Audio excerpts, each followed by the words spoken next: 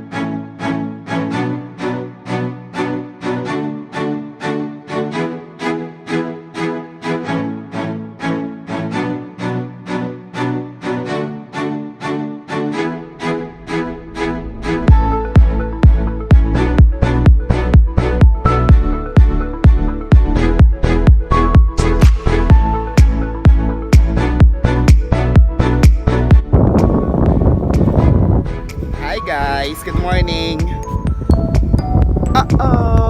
I am not on the shoreline. I am on a sandbar.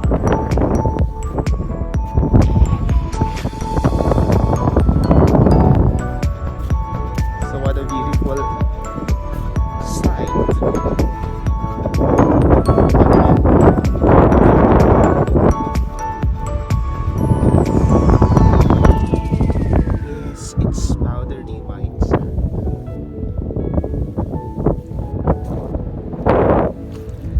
Today's our last day in Cagaya Resort,